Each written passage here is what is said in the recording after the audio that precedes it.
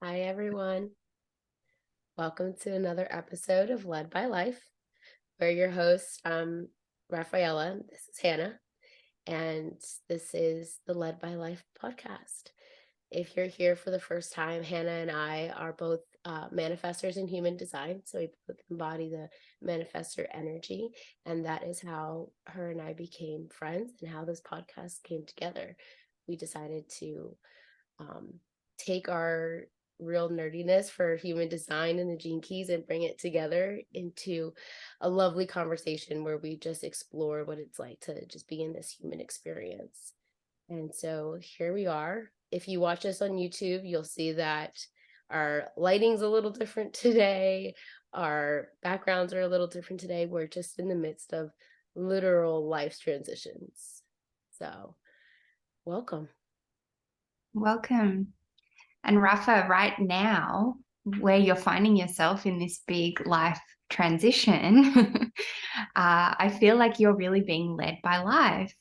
And so I'd love for you to explain that and update anyone who's listening what's going on in your life right now. Yeah. Well, I've been thinking about that since it's all happened, is how I do feel like once you start to practice and experiment with your strategy and your authority, it's no surprise to me that this life change has happened and how suddenly it's happened. And I'm moving to California.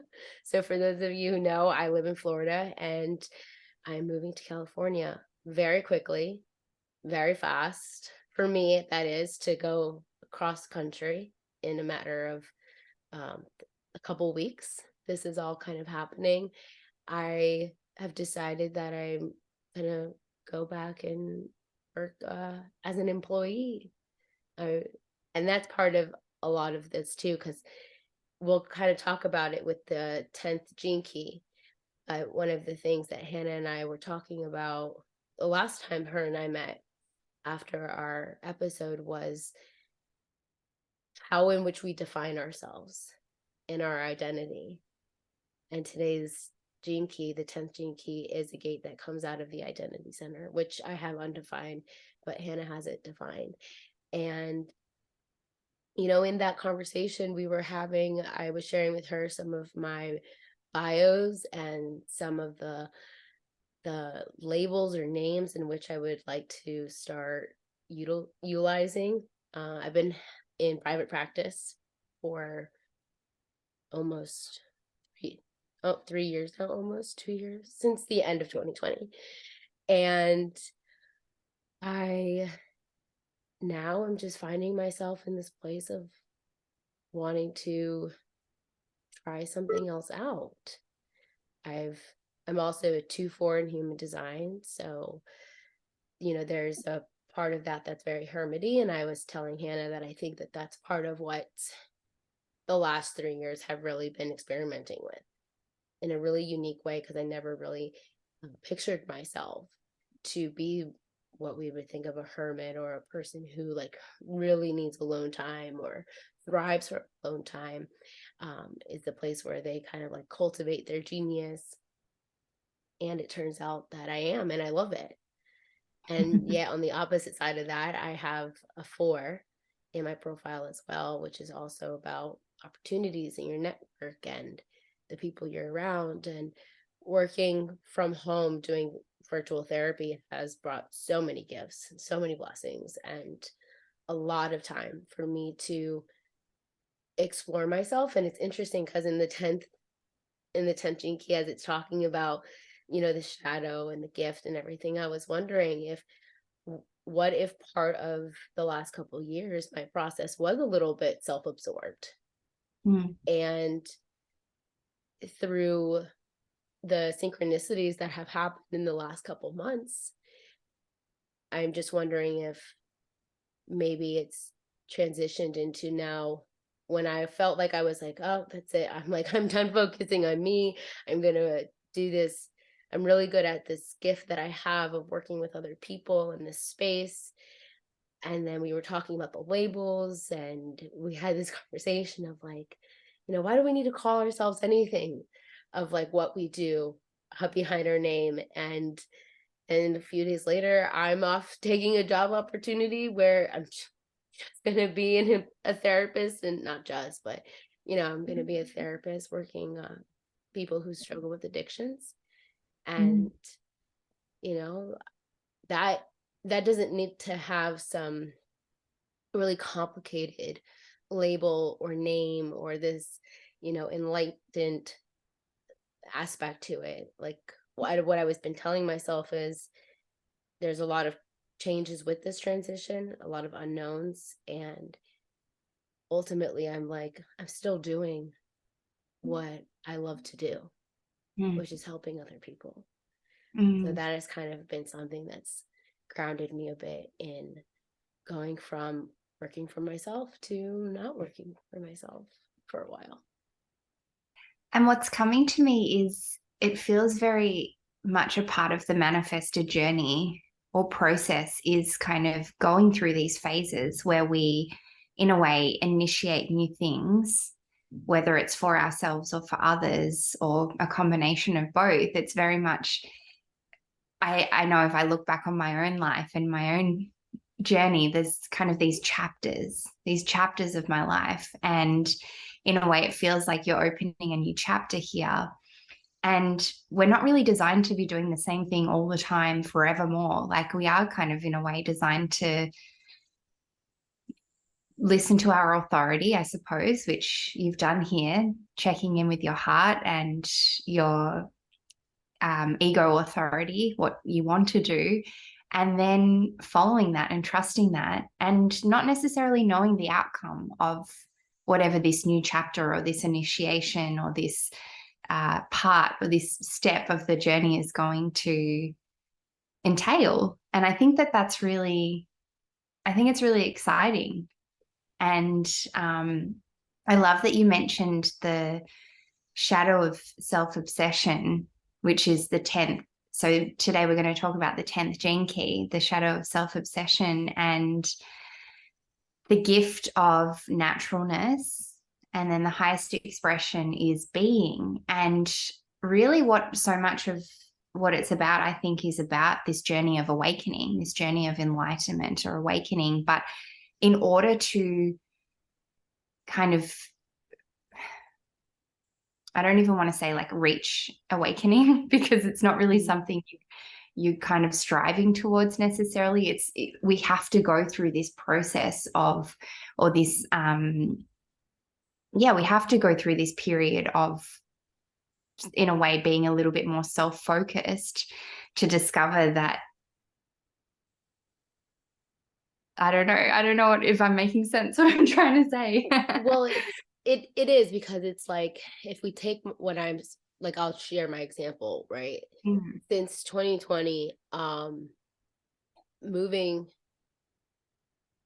back in with my mom, Mm. and going through an immense amount of physical, emotional, spiritual healing in the time of living with her, to then moving out with my partner and working from home throughout all of that, I had enough flexibility and enough openness and space that I was really inwardly focused.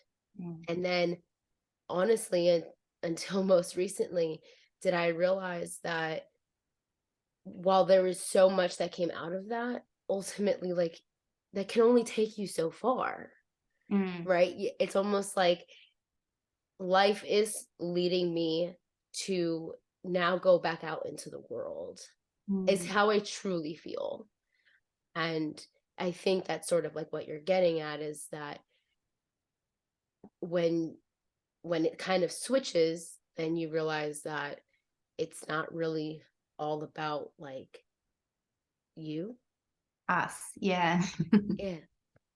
Yeah, and I was getting in my head and I can feel like anxiety rising up a little bit because this is something I'm working through at the moment, is learning to get out of my head and back into being, back into presence and back into the body, and trying to not make decisions from my head, because according to human design, that's not what the mind is designed to do. Is it's designed to think and process information, but not to make decisions. It's more to kind of make sense of our experience and to understand things, but not to make decisions about life. And so I'm really practicing this at the moment, and I'm practicing noticing when I'm getting caught up in my head and my thought, because it takes me away from my natural ability to express myself.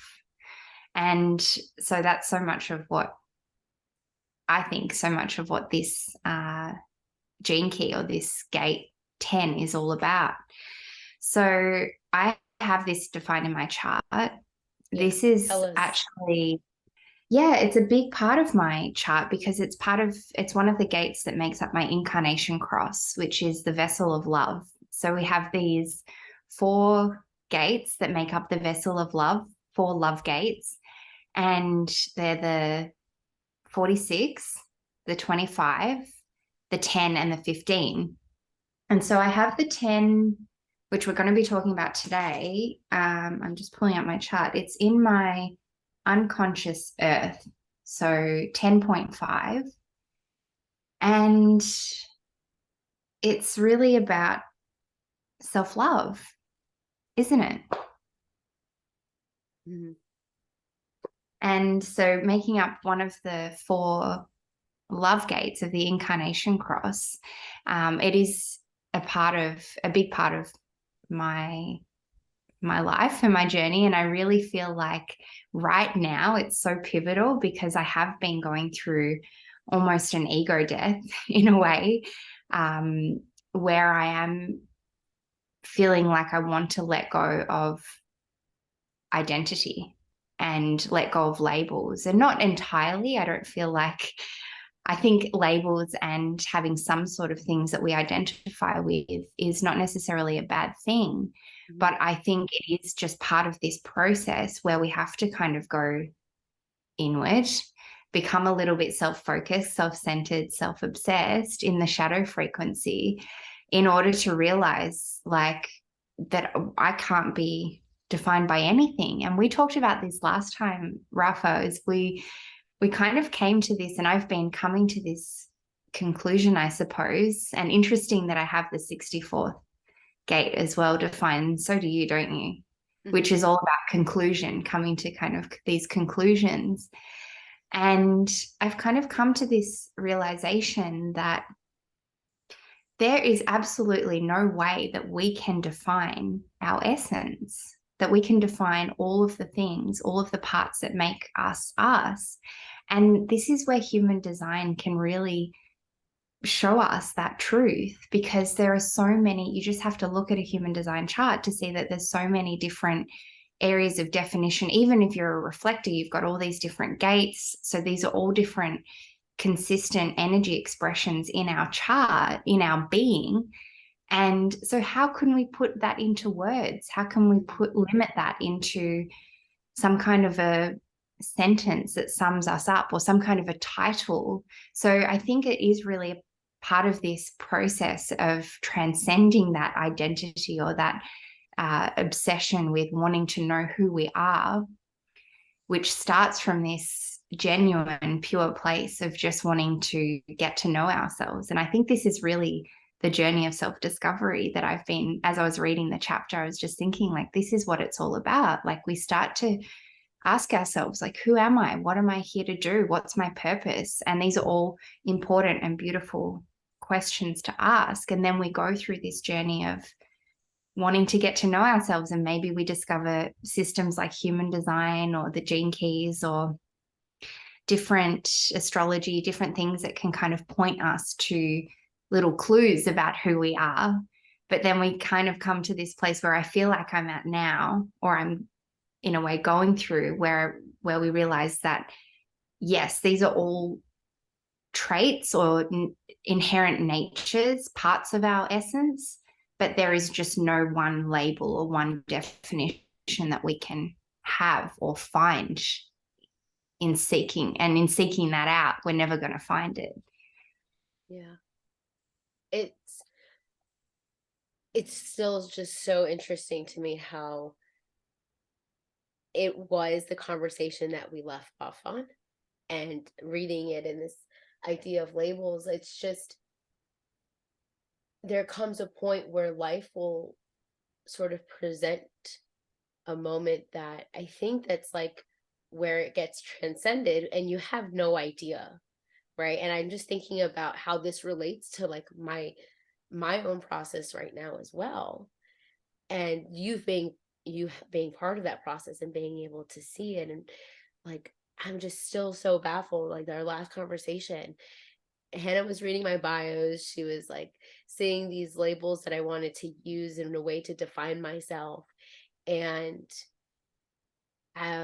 through a series of a couple dreams and coming across an open opportunity that was presented, I was like, I'm just going to do that right now. And it made me think about, you were saying something of, I can't remember the words you used, but I was thinking about sort of going through these different phases, right? Because this gene key all talks about also like in the gift of naturalness, the being itself goes through these different phases, and I don't really remember all of them, but I sort of feel like maybe that's also what's happening right now, is that you get to this point where you're just like, what if all these labels is an attempt on me trying to like control how there is a perception or how I show up or what I do or how I be or what I am. And like your point, it's just, it's almost kind of like a little bit ridiculous that we try to confine it into a matter of words that are made up of 26 different characters in the English language, right? With the letters. Because I mean, I think I've been so hung up on seeing myself as like an entrepreneur, self-employed, that I feel as if I did get sort of caught up in like, what is this identity that I'm trying to show to the world? And it's just, that's not all of what my purpose is also, right? So what if going back into being an employee, removing the judgment, bringing in some love and compassion for myself and the opportunity that's here, do I then get to experience like living in a whole new place? I feel like I would have confined myself if I stayed doing what I was doing, because in my mind, I needed to see myself as an entrepreneur or like having to work for myself. It just, sometimes these concepts get a little bit too constricting for our own being. It's so interesting you said that, because I was going to say it feels really confining. These labels and these definitions feel really confining. And you're right, it's holding you back from potential opportunities that you don't know where that's going to take you. You don't know what's going to come out of this. And it doesn't necessarily mean that you're going to be, that you will never be an entrepreneur again, or you won't be, you'll be an employee forever. Like, who's to say anything that's going to happen? We just don't know. But if we get so attached, I keep thinking of like attachment, being attached to these labels. And it's so interesting. My mind is like ticking, because the 46, if I'm remembering correctly, the shadow frequency of the 46 is constriction. It could be the 25th. I just want to double check this, because this is really interesting to me, because these are all part of the incarnation cross, the vessel of love. Okay, so no, the 46th shadow is seriousness, but I think that this is also relevant. And then it must be the 25th shadow, which is also part of the incarnation cross, is constriction, the shadow of constriction. And I'm feeling like so much of these are related, because I suppose they are all the four love gates of the vessel of love. But this idea of being constricted by and being attached to these And ideas, serious. and serious as well. Yeah. Exactly. And I know that this is a big part of my process, is to let go of attachment and to let go, to not take life so seriously. And that's what I was also thinking about. He talks a lot about humor in this when you get to the higher, like the Siddhic state of being. He talked about humor a bit in the 10th gene key. And it made me think about this idea of seriousness and how humor is kind of the opposite, not taking life so serious, not taking ourselves so serious. So it's like we have to go through the shadow of being self-obsessed, taking ourselves seriously, being attached to these labels, these identities. And then as we move to the higher frequencies and as we begin to realize that we cannot define ourselves in such limited terms, and we begin to bring in acceptance, which is the gift of the 25th gene key, and we begin to delight in life, which is the gift of the 46th gene key, then we can begin to come into this state of naturalness and just being, and we can start to see the lighter aspects of light and the delight and the humor in life. It all just feels so interconnected to me, and I'm getting chills as I'm talking about it, because I suppose this is just such a it's very important to me, all of these different concepts that make up this incarnation cross, this life theme. And so I just think it's so interesting that you have expressed this feeling of constriction.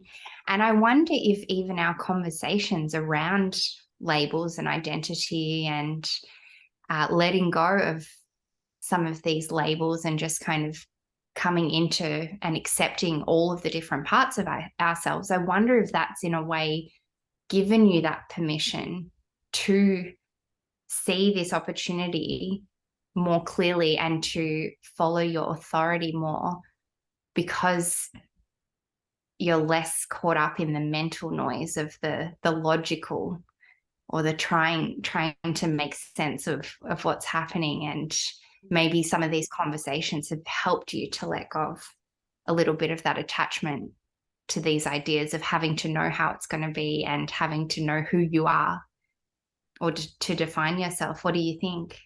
I couldn't agree more, because as you're talking, I'm thinking about how I feel right now in this very moment, as you just so beautifully shared with us, like all these different aspects of the vessel of love, and knowing that if I remember correctly, they all come out of the identity center, right?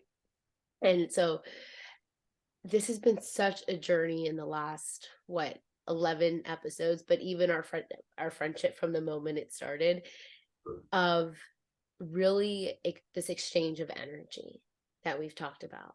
And it does feel as if in our conversations, in our friendship, I have in some way been going through these micro doses of healing in our conversations of my identity center, of my even my head center, but I won't say but, yes, both of them. And I say that only because you have them both defined, and I feel as if, you take the time in the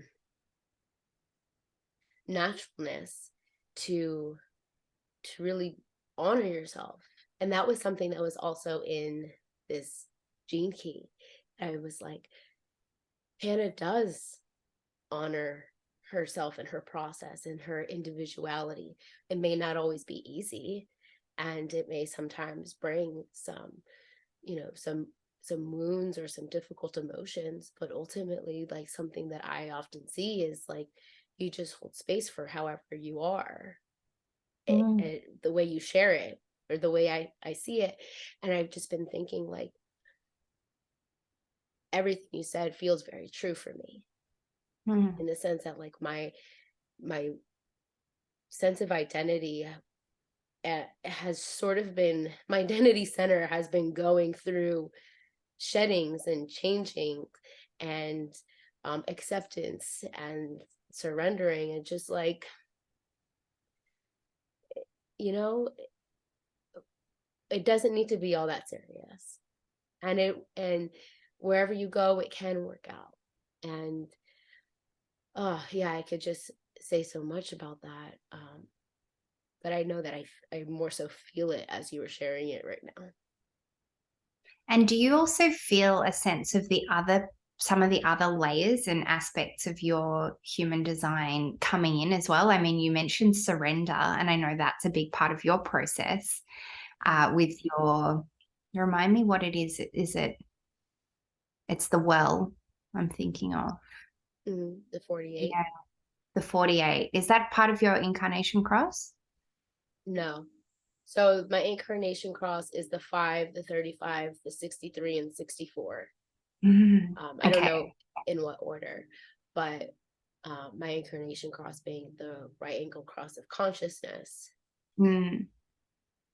In some way, I do feel like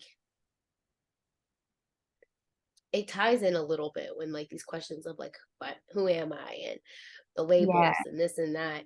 At its pure essence, I feel that, um, what if it's just pure light, right? And even those are words and can feel constricting.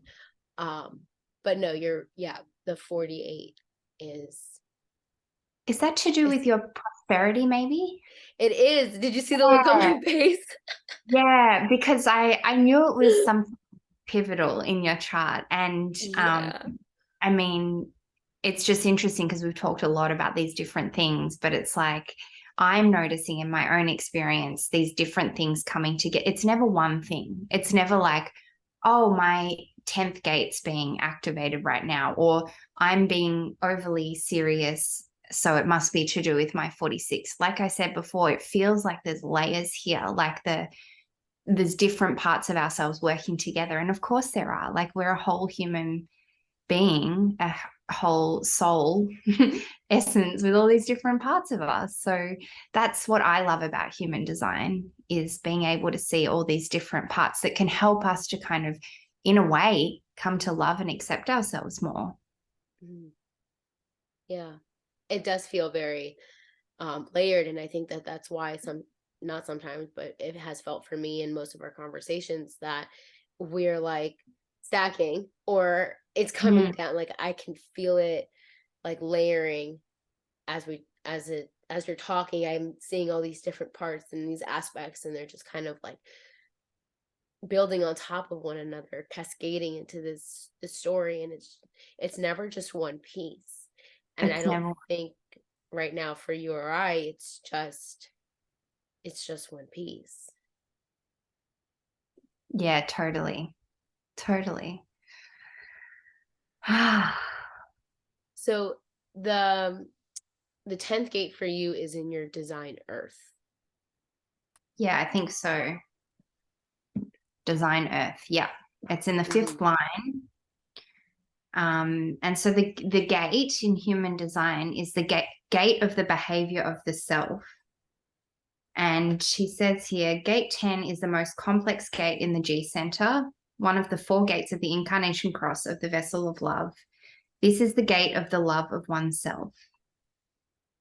And then layering it with Richard Rudd's gene keys, because again, it's never one thing. There's all these different parts of it. And I had actually, I've been working a couple of times recently with a EFT practitioner who also is very experienced in human design and the gene keys. She's been studying human design for over 10 years, I think, or 9 years. And she said, we were talking about the 46th, the love of the body, the 46th gate, which is all about love of the physical body. And she explained to me that with the human design, like Ra Uruhu's human design explanations, it's often like you either love the body or you don't. It's very much like, what's the word I'm looking for? It's very much like this or that. Whereas with the gene keys, he talks more about kind of the journey of going from the shadow frequency into the gift and then transcending that into the highest frequency, which was really a really nice explanation, or perhaps even just a reminder that it's not necessarily like you either love the body or you don't, as it relates to the 46th. And I suppose the same with the 10th here. Like it's not, you're not necessarily just obsessed with the self. Like we can see these kind of glimpses of these different frequencies, but it is about the journey. And that's what I think he explained really well in this, Mm. was about that, the phases, the different phases of the 10th gene key. So another thing that I noticed, another thing I picked up reading this, was about the codon ring. Have you Yeah. explored much of the codon ring or the Um, codon ring? when it's relevant, like when I have many of the gates that make up a codon ring, like I believe I have the ring of fire, which was a couple we covered, not we covered it, but I read it in one of the previous gates. I think I might have just about every gate in that ring. I can't even really remember. Wow. But when I have like a lot of activation in one of those, then yeah, I read it, because this is again where it like stacks and it layers, Yeah. where it's just very interconnected of how even with the tension key, you go into a process. And I don't know, since I you have your book, there's a part where it's like Yeah. Do you want you me to read mentioned, it? do you know what part I'm talking about? Yeah, I've got it Yeah. here. Yeah. So it's the ring of humanity, which includes the 10th, the 17th, 21st, 25th, the 38th, and the 51st. And he says, okay, wounded from the outset, Right. 25. You must do battle with your shadows, 38. Overcome the limitations of your mind, 17. Surrender your need to control life, 21. And find your true self, 10, before you can awaken, 51. And interestingly, I have most of these in the Ring of Humanity. I don't have the 17 or the 21, I believe, but I do have the rest of them. And I'm just going to read another paragraph that I've Mhm. highlighted here. There is great beauty to be discovered here. And when you find it, you will finally realize that naturalness is the simplest thing of all. It is simply there inside you the moment you decide to stop arguing with life.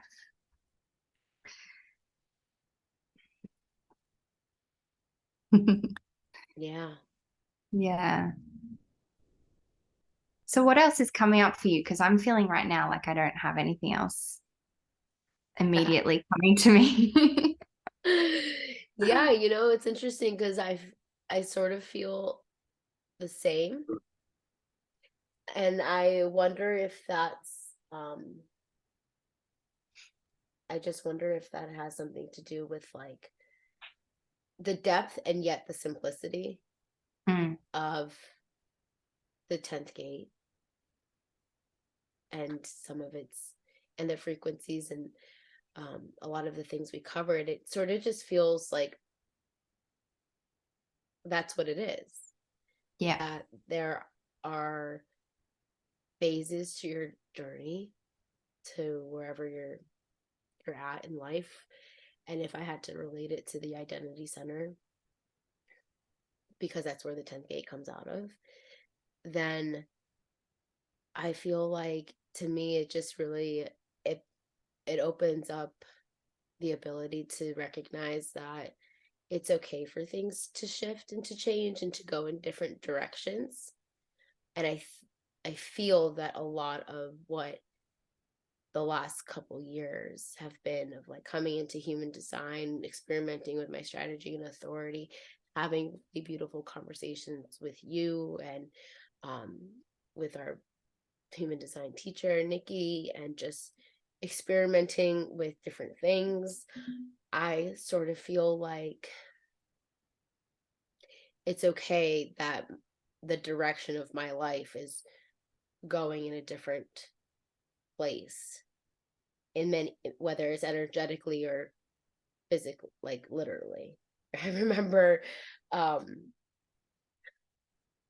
it's funny because each time that I sort of say like, that's it, I'm surrendering it, like there's nothing I can do, I'm just realizing this as I'm speaking it out loud, something happens.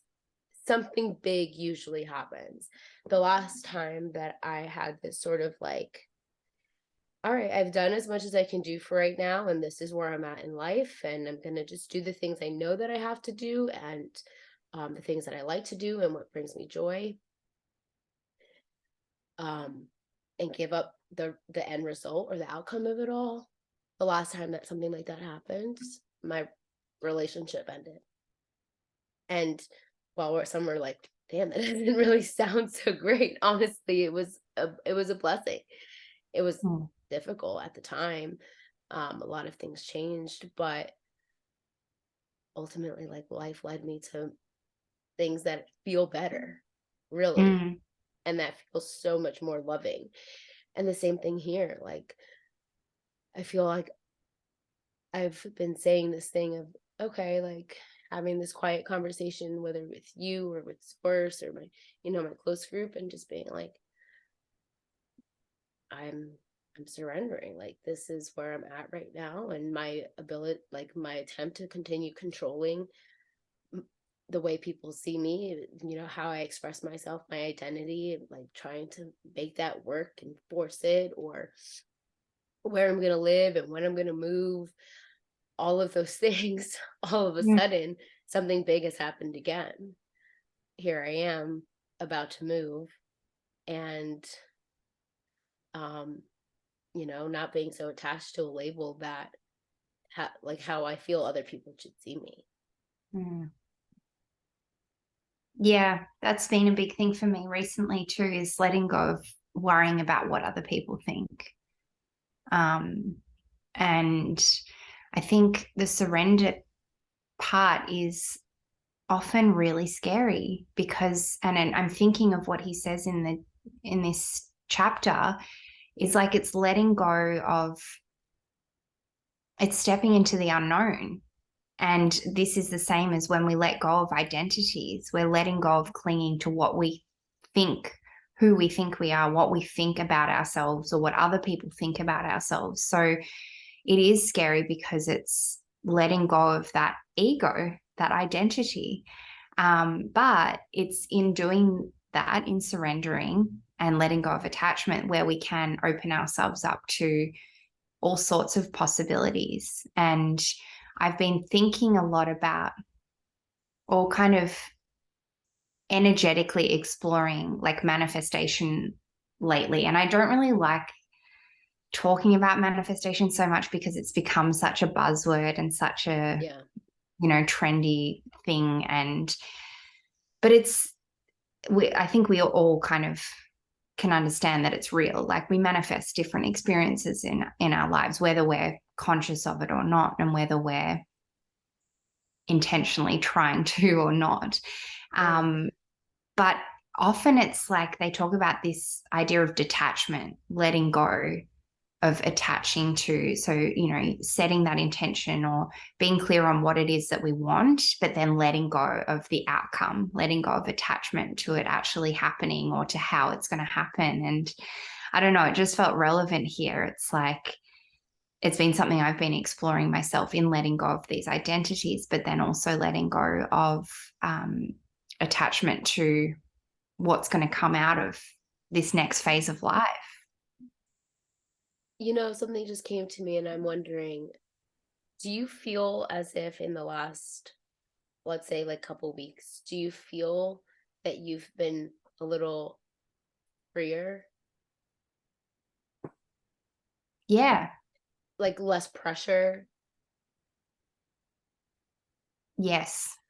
Yes. And the pressure, when it's been coming up, I've been practicing, like I said before, practicing observing it and then trying not to attach so much to it. Yeah. Yeah. Yeah. So I think, did you ask, do I feel a lot freer? Is that what Mm-hmm. you asked? Yeah. Um I think it is really liberating. Mm-hmm. It is really liberating to let go of attachment to labels, to identities. I mean, I even had this moment yesterday, like with my social media. I've been trying for a long time to make it make sense because I felt like there's so many different parts of me and there's so many different things I want to create and express. And I'm like, how do I make it all fit together? And been very much in my mind, very much caught up in overthinking, which I have this, I have defined ajna and head center, but then I also have the channel 4764, which is can see kind of these future possibilities, or can see all these different possibilities. And so when I get caught up in those thoughts, it can cause mental anxiety, because it's not actually designed to be turned inward. It's more designed to be for other people, and for like coming up with these ideas or these concepts and these solutions, I suppose, for other people, not for myself. And so what did I want to say? Oh, with my social media, I just kind of had this moment yesterday where I was like, I'm just going to put these two things that don't make sense together and put it out. And it felt really good, because it almost in a way felt rebellious. Like I'm not having to be confined by doing things in a certain way. And I think that's a very manifestor thing, not wanting to do things in the way that everyone else is doing them. And I think it is also a part of this individuation that comes out of just naturally being ourselves. And so that's something I don't feel like I have the answer right now, but it's something that I'm going to start playing with, is just letting myself do things in a way that feels really natural to me, and not having to have it make sense, or worrying about whether it, trying to define it, or whether it makes sense to other people. Yeah. Just kind of naturally doing and Well, naturally being. it brings me to like maybe how what's in there is like not is like the reactive expression of this self-obsession, which Ishra describes it as being narcissist. Mm. And with within that is this fear of I can't remember what he said, but ultimately there's a fear, right? So we're trying to make everything make sense, to have our way be the way, and that others aren't correct, or whatever it may be. And I feel like that's where we get caught up in trying to piece everything together to where it makes sense, because we're not really trying to let it flow naturally. We're trying to piece it together to make sense for the people out, or the world outside of us. And Mm. that's just not correct. Like that's Yeah, just operating from a sense of fear rather than love. totally. Yeah. Are you talking about the bit in the reactive nature where he says the true self is everywhere and in everything, since its nature is love? However, to realize such a concept, one has to drop the very thing that gives one the illusion of safety, the illusion of individual identity. No, there's a part where he says specifically like what is the fear that is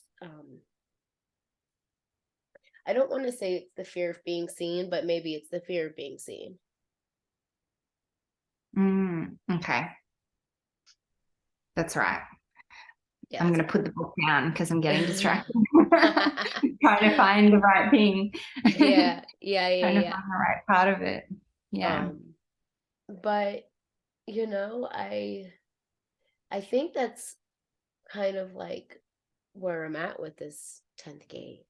I Mm. don't really, nothing else is necessarily coming to me. And I feel like there's a lot here that we've kind of gone over Yeah. around Yeah. the identity, around being,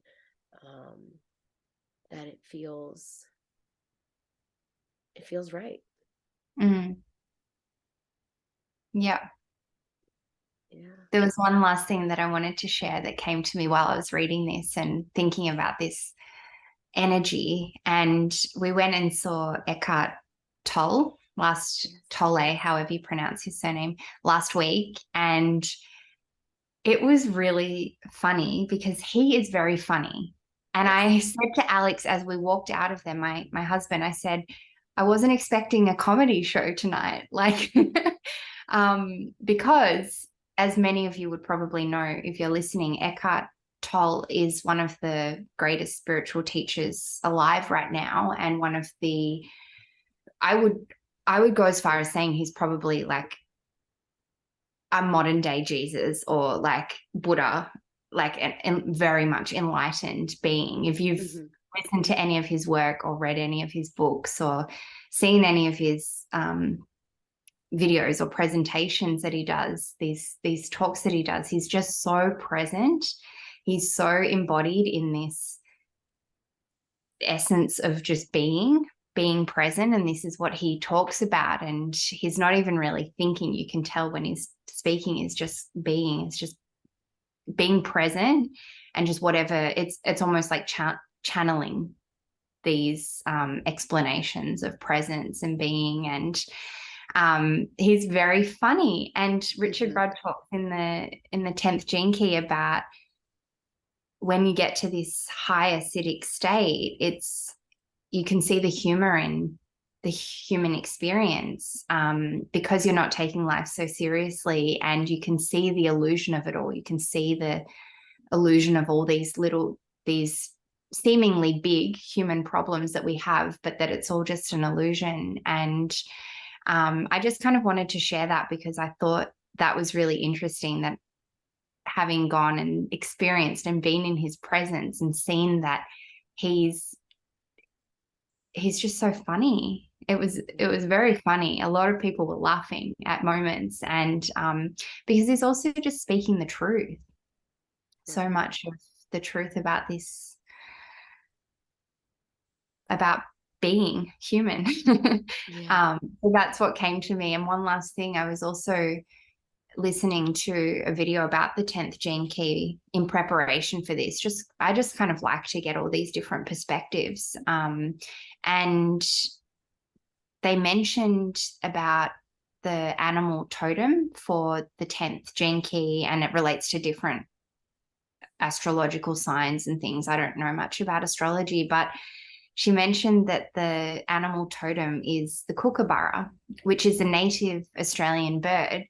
And Uh-huh. the Kookaburra laughs. The Kookaburra, that's what it does. It's sing, or it's I don't know, its call is like sounds like laughter.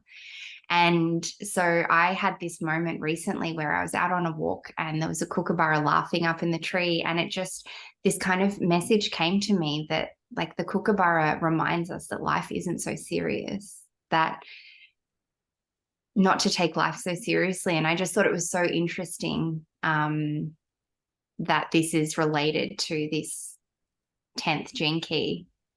And also, like what we've talked about, these other gates, these other energies of the vessel of love. And yeah, that's all I wanted to share. Yeah. How funny. I was thinking about, I wonder how many comedians have the 10th gate Mm. defined. They're funny. And I think Yeah, that they because can be serious, but then they add this humor, and it's such a part of like their natural way, right? Um, and I thought about how myself, I feel like I take life pretty seriously, but when I feel most natural, just in my essence, in my being, I can be kind of funny. I mean, I mm, think I'm hilarious sometimes, but yeah. um that's not what comes out most, I would say sometimes. And um yeah, yeah, that's all. Yeah. It's not something you force. You don't force Right. humor. It comes naturally out of us. Yeah. Mm. I love it. So Thank tell some you. jokes effortlessly. Yeah. And just observe yourself being as well. That's something I've been exploring, is like, I think for so long I was really focused on trying to seek out personal growth and self-discovery and all of these things. And again, there's nothing wrong with this. This is a very important part of the process. But I've been moving more recently into this, trying to observe myself and trying to notice myself, how I naturally be, and then just allowing those sort of things to come out of us. I think this is really what this next step of the self-discovery journey can show us, is through being present, through observing ourselves, we can see our natural gifts, and we can see how those just kind of flow effortlessly out of us. We don't have to force things. We don't have to overthink things. Yeah. They'll just naturally come. Yeah. So good. Well, if anybody has a 10th gene key, 10th gate defined in your chart, let us know how it presents for you. We love to hear your own experience. So thank you all for listening. Thank you. All right. Take care.